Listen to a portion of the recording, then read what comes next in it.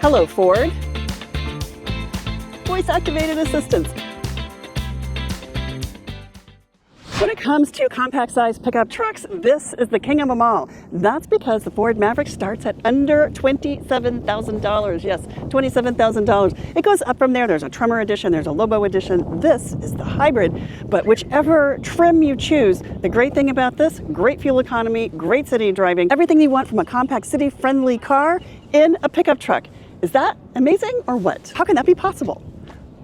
Check it out. The Ford Maverick is a compact pickup truck from Ford. It's perfectly sized for city driving and for everything that you need in a pickup truck. The front face is inspired by the Ford F-150, but of course smaller and a little cuter. I love this mesh grille and the sharp blue and white Ford badge there. It has a lower air intake, and notice these black composite panels all around. There are stacked headlights there, but you'll notice the black composite panels here along the lower portion where those rocker panels are, and even this black composite badge. We have black composite here on the side mirrors, the door handles, even surrounding the bed. And all of that basically works to protect this truck from whatever you might put it through. Yes, it's a city truck, but it still needs to be very resilient and do the job that we need our pickup trucks to do.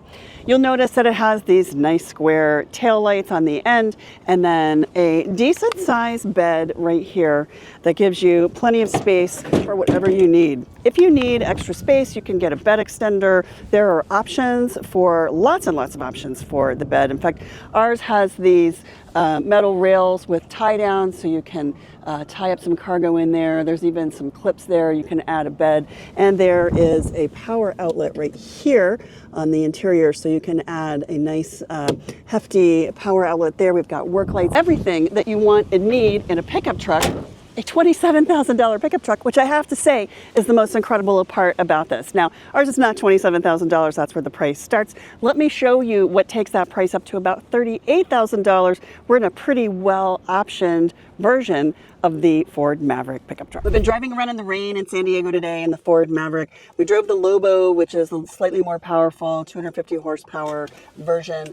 And now we're in the hybrid, and the cost of getting that 40 mpg, which I'm going to say is incredible for a pickup truck. 40 mpg and pickup truck are two words that you never thought would be uttered together in the same sentence.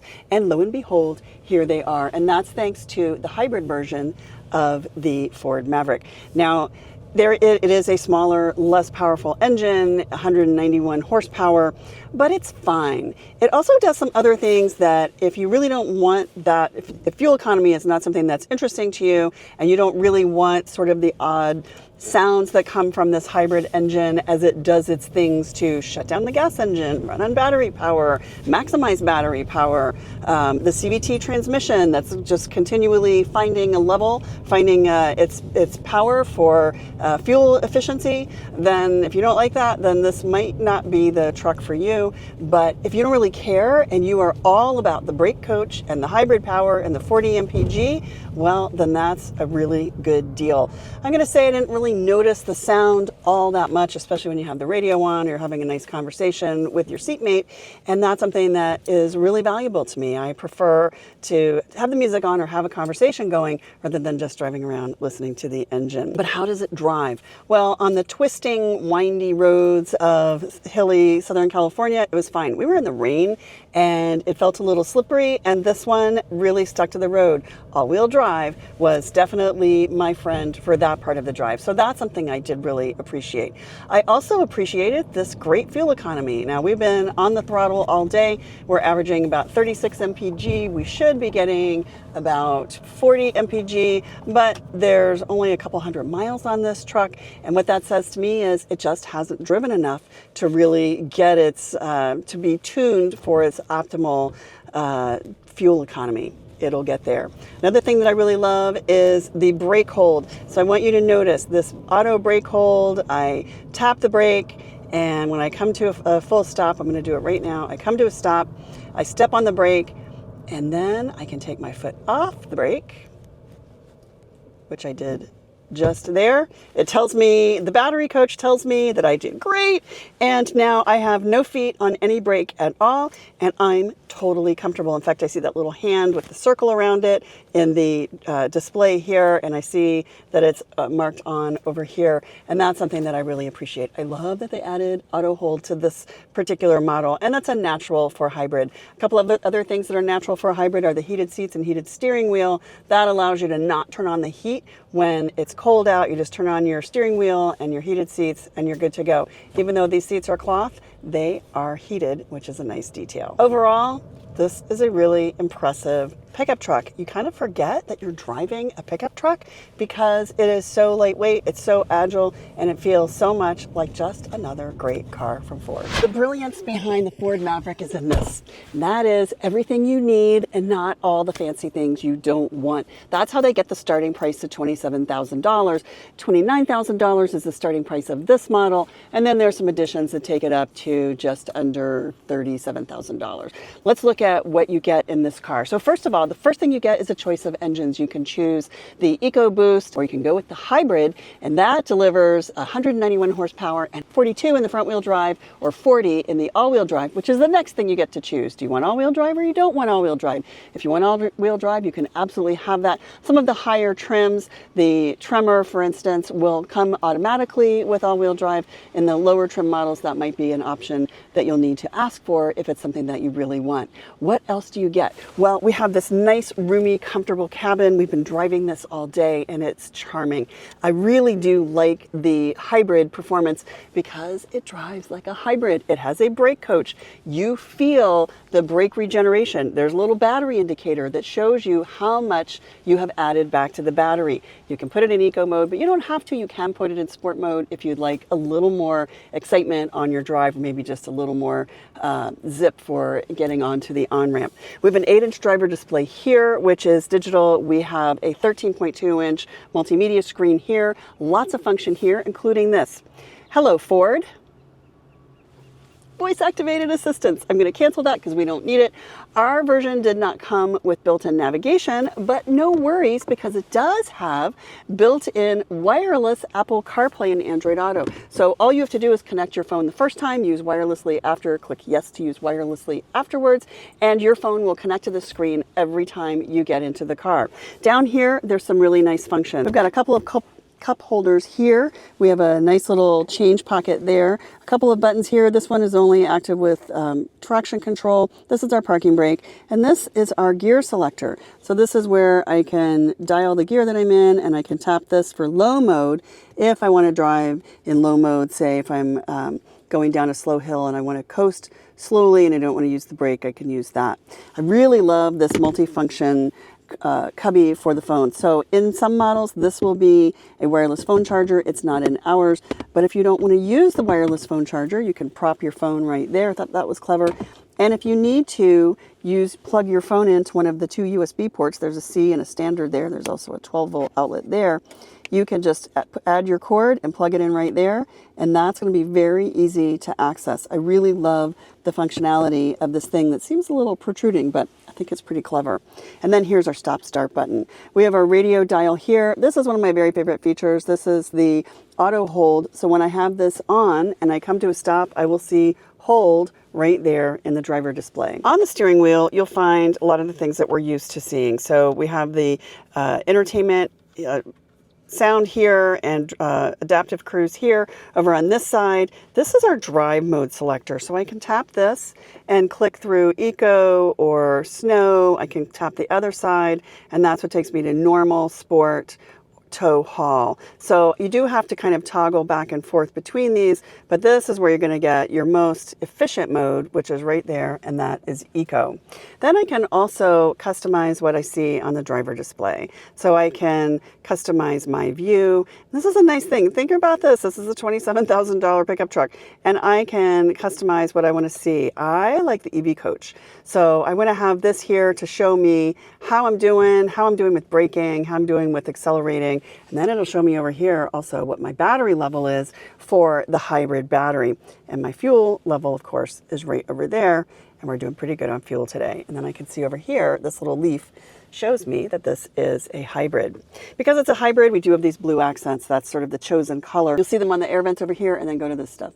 And you'll even see more blue accents down here on the phone cubby, and for our key cubby or change cubby right down here are the blue accents. That all reminds us that this is a hybrid. I really like how they configured this space, but the cool thing is the way they did it was using, again, those composite materials. We saw a lot of those on the outside, and we see a lot of them on the inside. These tough, resilient surfaces that not only give you a lot of function, they're going to be easy to clean, and if you want to customize them, say with some paints or stickers or something like that, you can probably do that and not even ruin them.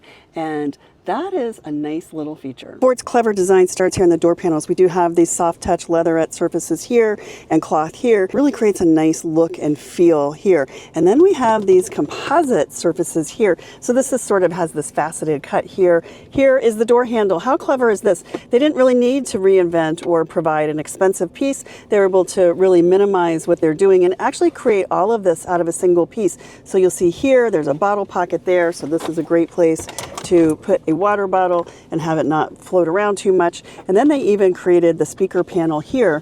All of it inset into the door. This actually might be what the door would look like if it didn't have the big panel on the outside and just, you know, was smooth and then has the buttons here, and then all you see is the speaker. They actually give you all of this inset here, and that works to also create a little bit more space or a bit of a roomier feel inside the cabin. Then you'll see here are our headlights. This is our trailer brake adjust here. There is a trailer hitch. We do the trailer package on this car. And then here we have these composite materials again that continue all the way across the dash, and it has that faceted look and cut to it there, and also over here. It's a little thing, but it actually is a little thing that means a lot.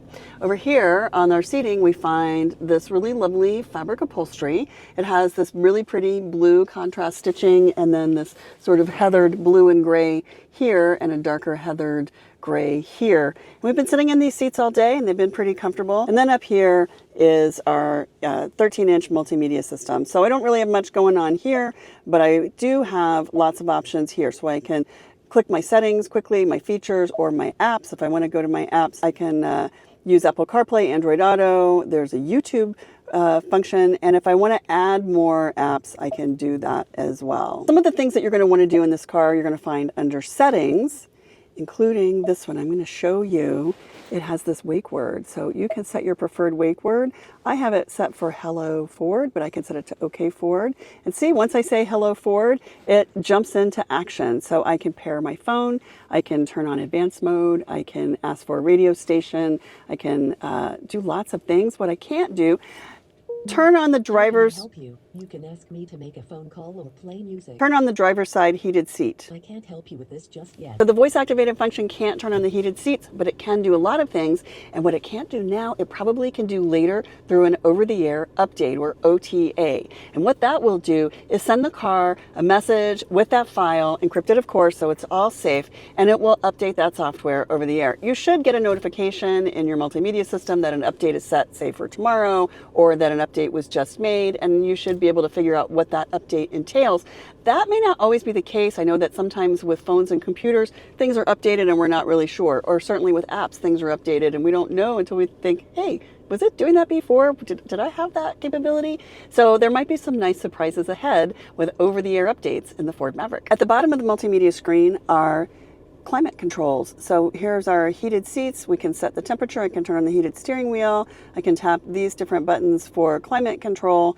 And then our vents are below that. And below that are some fast buttons, fast access buttons for the radio. Here's our volume dial. And then we can set the radio station. I can also just simplify the screen if I'd like to by tapping this little guy. Here's our emergency flashers, defrost, and the auto hold. The rear seat of the Ford Maverick is surprisingly pretty nice. Now the seats sit pretty far upright. You're very straight. It's a pickup truck.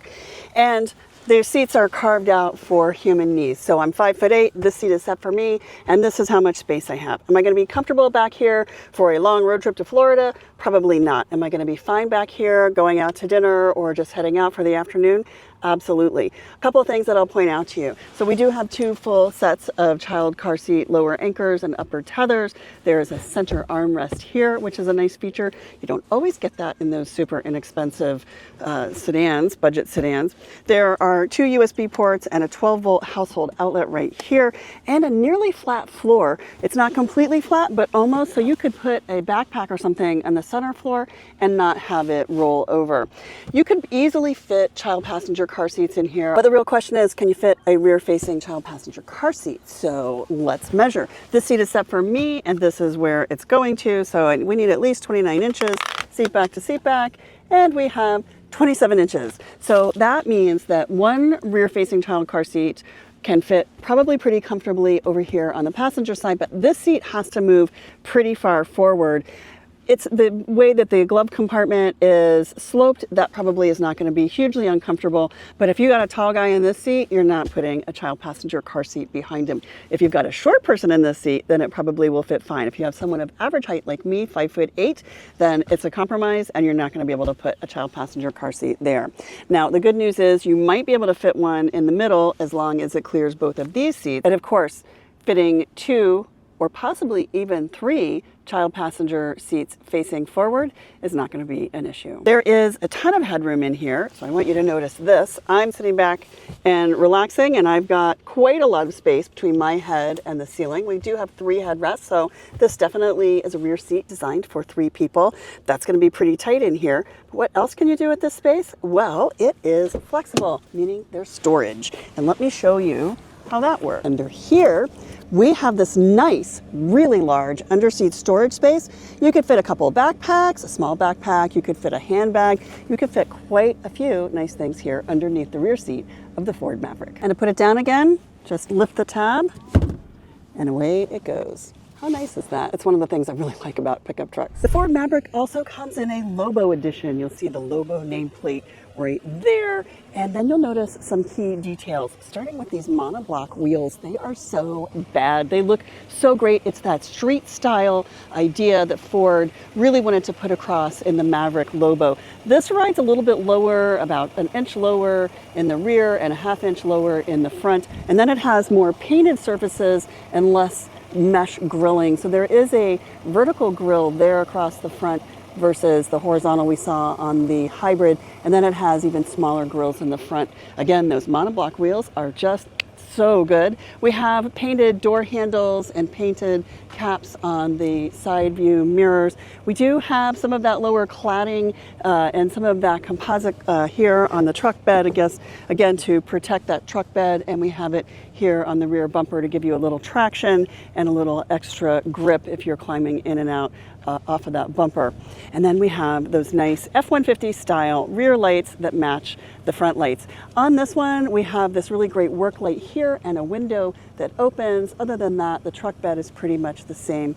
And then inside, the Lobo edition, which is a higher trim level and carries about a $7,000 premium over the Hybrid, we'll see some other details that are the same, like these door handles and these sort of carved out door panels.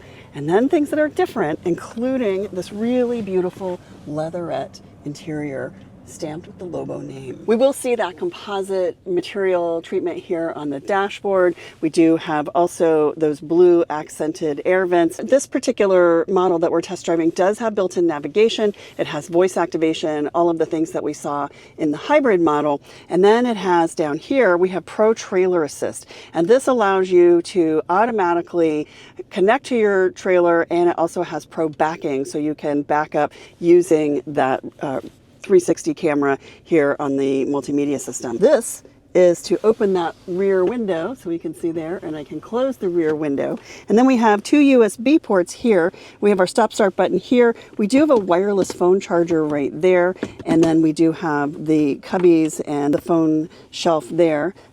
We have the same cup holders there, the gear shifter. This one has manual mode because this does have track mode. So it's manual mode instead of low, and we have a parking brake and auto stop start. This one is not hybrid, so we don't get the auto hold. I'm super bummed about that because I wish that was in this car. But what we do have are unique drive modes that are specifically created for the Lobo. So these are the basics: slippery, eco, and normal. But keep tapping that drive mode button over here, and then we'll see sport, and then we'll see tow haul, and we'll see Lobo. And this is something that Ford says is for track driving only. So this is really intended to put all 238 horsepower to work and allow you to really have fun on the track. How is driving the Maverick Lobo different than driving the Maverick Hybrid? Well, that one is designed for maximum fuel efficiency. This one is designed for maximum fun. It does ride a little bit lower to the ground, and that's something that you feel. It has more horsepower, and then it has the drive modes that are designed to enhance your experience there as well. I have it in sport right now, and we're in the city, so it's not going to be super sporty, but it's not bad. It really has a lot of zip. I did drive it around Southern California today, and it was quite fun on the twisty, winding roads of Southern California. It was good. In the city, it's really nice. This is a car that's designed to feel really good no matter where you are, but especially in city driving, and that's something that I really appreciate. Whether you're driving the Lobo or the Hybrid, to be able to drive it comfortably around a city is a really nice feature. Driving the Lobo today, we averaged about 22 mpg. We were on some twisting, curving hills through Southern California, so that's not the kind of road where you expect to get much better fuel economy, but it's not bad, especially for a pickup truck where normally we think of fuel economy to be well below 20 mpg, something in like the 15 to 18 mpg, so 22 is not bad at all. And it feels really good. That horsepower is plenty of power for a car this size. It gives you all the torque, all the pep that you need, which is another really great feature. And it handles city streets really nicely. It's quite comfortable and quite easy to drive. It's been kind of fun zipping around town today. Not going too fast, but getting where you need to go quickly and comfortably. I'm gonna say I really love these leatherette seats much more than I like the cloth. I love having the wireless phone charger. That's been a nice feature. There's some nice luxuries in this car. A moonroof, which is a really nice thing to have. The rear window that opens, that feels really great. So it's been really nice to be in the Lobo. I do feel like this is probably more me than the Hybrid. I'm kind of shocked to say that because I do really like that hybrid fuel economy, but either way, either of them is a really great choice. But I do like the sporty feel of the Lobo. When Ford first introduced the Maverick, they realized they had lightning in a bottle. And that's because this is affordable, it's compact, it's city capable, it can do all the pickup truck things, and it has a starting price of under $27,000. Now only $5 under $27,000, but you can add a lot. You can add all-wheel drive, you can add hybrid, you can go up to the Tremor edition, you can get fancy or not, it's up to you. Whatever it is you'd like to do, you can do that affordably and also compactly and also fuel efficiently and also all-wheel drive capability in the Ford Maverick.